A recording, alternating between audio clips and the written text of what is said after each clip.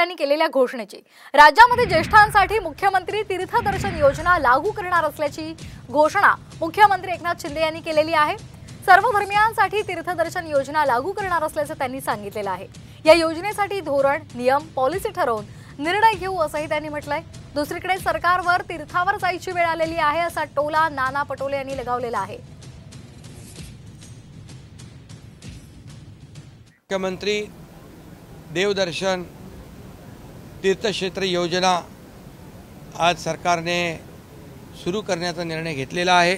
दरवर्षी एक आकडा 5-10 हजार जे काही ज्येष्ठ नागरिक असतील त्यांना आपण शासनाच्या माध्यमातून हे तीर्थयात्रा त्यांची कशी सुकर होईल आणि त्यांना देवदर्शनाचा लाभ मिळेल।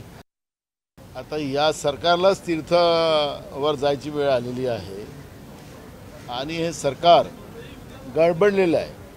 महाराष्ट्रामध्ये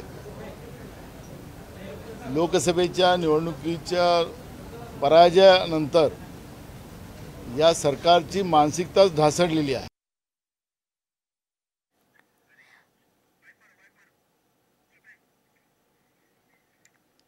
दरम्यान काय आहे ही योजना पाहूयात ग्राफिक्सच्या माध्यमातून। ज्येष्ठ नागरिकांना देशातील महत्त्वाच्या तीर्थस्थळांचं दर्शन घडणार आहे। सर्व धर्मियांसाठी मुख्यमंत्री तीर्थदर्शन योजना असेल। हिंदू, ख्रिश्चन, शीख, बौद्ध, जैन धर्मियांच्या तीर्थस्थळांचा यामध्ये समावेश आहे। देशातील विविध प्रसिद्ध तीर्थक्षेत्रांना भेट देण्याची संधी यामुळे ज्येष्ठ नागरिकांना मिळणार आहे।